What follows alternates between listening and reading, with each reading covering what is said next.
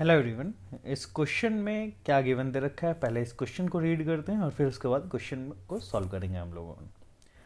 अगर आप लोगों ने अभी तक चैनल को सब्सक्राइब नहीं करा है तो चैनल को जाकर ज़रूर सब्सक्राइब करिएगा, लाइक और सब्सक्राइब करना मत भूलिएगा।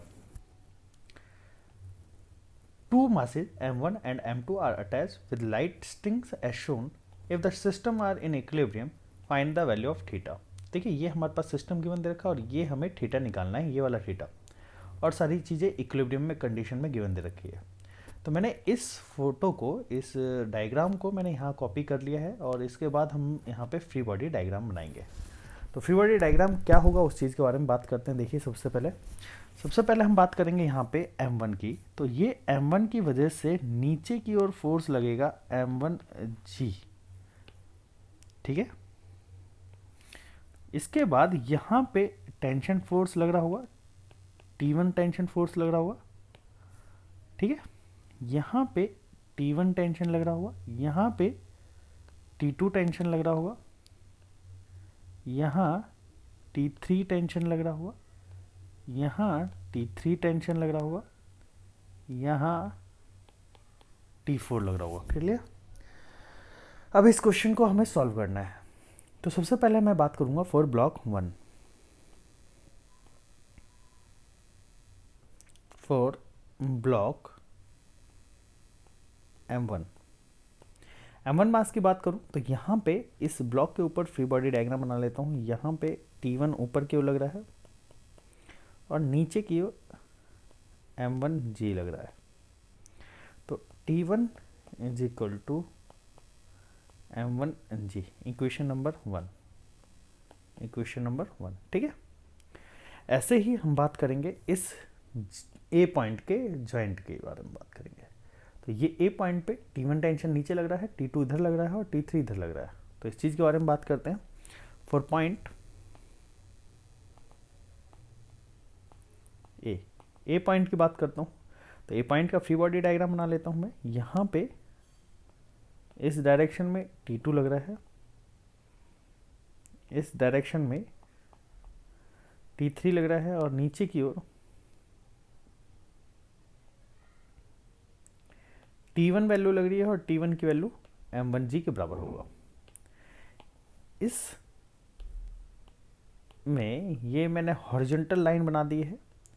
ये हॉरिजॉन्टल लाइन इसके साथ, हॉरिजॉन्टल लाइन इस वाले के साथ 53 डिग्री का एंगल बना रहा है, ये वाला एंगल बना रहा है 37 डिग्री। क्लियर। अब इस चीज़ को हमें समझना है, ठीक है। तो अगर मैं यहाँ पे अगर मैं बात करूँ ये वाले एंगल की, तो ये वाला एंगल बनेगा 90 डिग्री का एंगल, ये वाला एंगल बनेगा 90 डिग्री का एंगल और ये वाला एंगल बनेगा 90 डिग्री का एंगल। क्लियर। अब हम बात करते हैं लेमीज थ्योरम। बाय लेमीज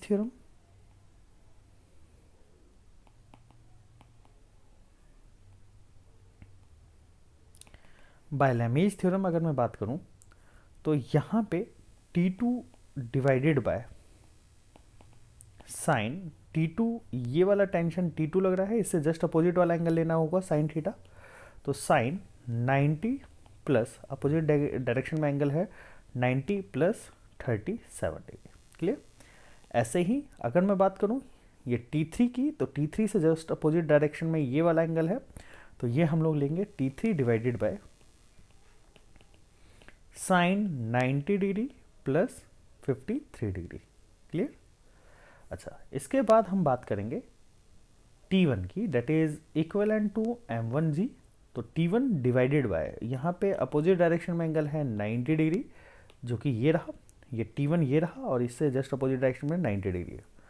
तो ये हम साइन थीटा के फॉर्मेट में लिख लेते हैं। इसके बाद हम लिख सकते हैं यहाँ पे T2 साइन 90 प्लस थीटा होता है बेटा cos theta, that is cos 37 में लिख सकता हूँ यहाँ पे, ठीक है।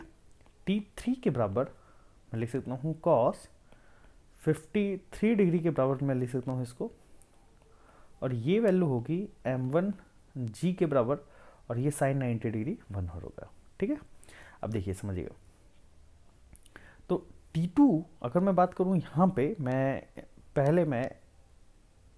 इन दोनों को मैं साथ में लेता हूँ, मैं इन T2 और M1G को बराबर में लेता हूँ, फिर मैं बाद में इसको इन दोनों को इक्वेट करूँगा, ठीक है। तो सबसे पहले मैं बात करता हूँ T2 divided by cos 37 degree that is equal to M1G।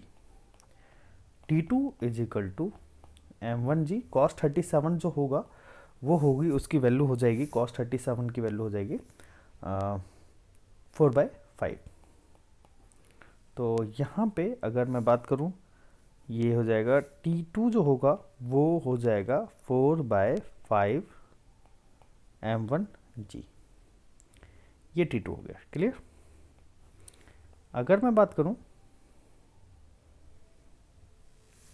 T2 की, और इसके अलावा अगर मैं बात करूँ T3 की वैल्यू की बात करूँ, तो M1G cos 53, T3 M1G cos 53 degree की वैल्यू होती है 3/5, और T3 की वैल्यू हो जाएगी 3/5 M1G। तो यहाँ से हमें T2 और T3 की वैल्यू मिल गई है, क्लियर। अब हम बात करते हैं, यहाँ पे हम बात करेंगे इस वाले पॉइंट के ऊपर M2 मास के लिए। तो M2 मास के लिए T2 इधर लग रहा है, T3 इधर लग रहा होगा और M2G नीचे लग रहा होगा, तो हम इस चीज़ के बारे में बात करेंगे। तो 4 मास M2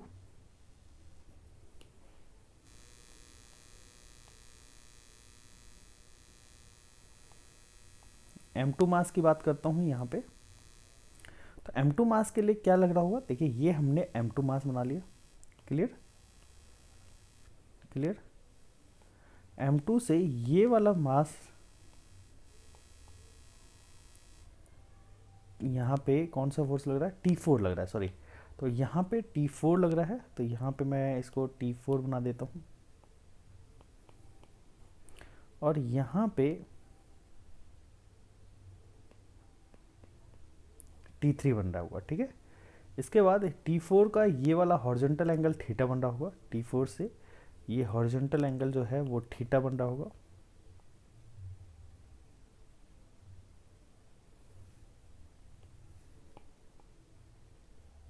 इसको मैं दूसरे कलर से बना लेता हूँ। तो ये वाला जो हॉरिजॉन्टल एंगल बन रहा होगा, ये वाला एंगल बन रहा होगा थीटा एंगल, मैंने मान लिया। यही थीटा एंगल हमें निकालना है, ठीक है। अच्छा, T2 और नीचे की ओर जो फोर्स लग रहा होगा, ये हमारा फोर्स लग रहा होगा M2G, क्लियर। अब इस चीज़ को समझते हैं। देखिए, अगर आप थोड़ा सा ध्यान से देखें तो ये T4 का एक कंपोनेंट इधर हो जाएगा, तो T4 का मैं एक कंपोनेंट में इधर लिख देता हूँ, that is T4 cos theta, T4 sine theta, clear.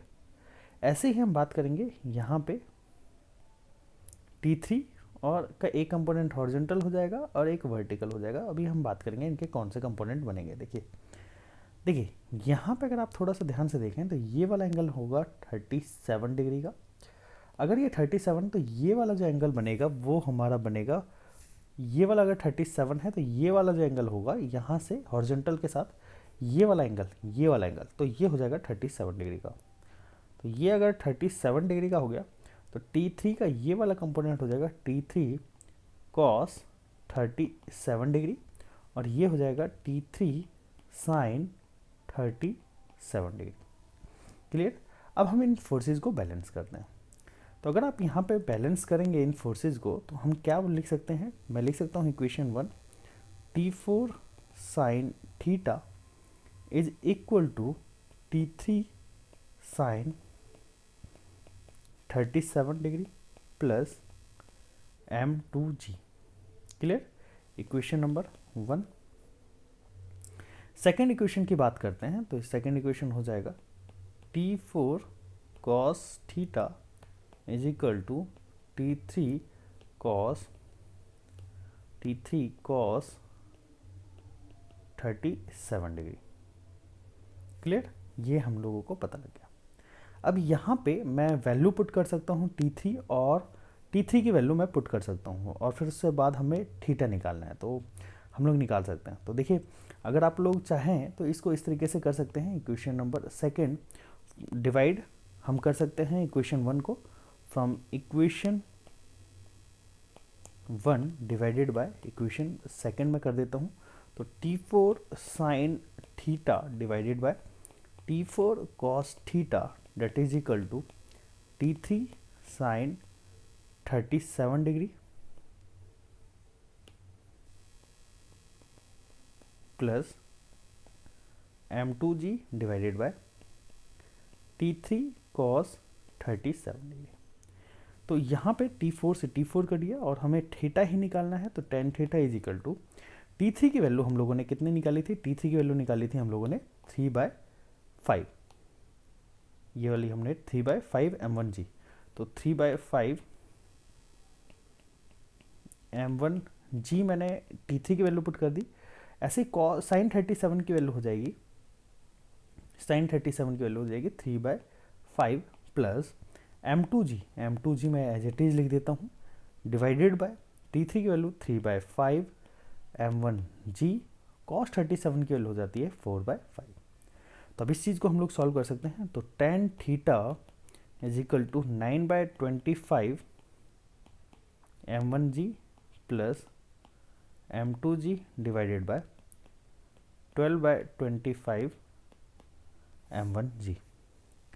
तो अगर मैं इसको सॉल्व करूं तो मैं लिख सकता हूं tan theta that is equal to 9 M1G plus 25 M2G divided by 25, ऊपर ये वाली टर्म 25 ऊपर चली जाएगी, ये वाली 25 जो है ये ऊपर चला जाएगा, डिवाइडेड बाय 12 M1G, ये 25 से 25 कट गया।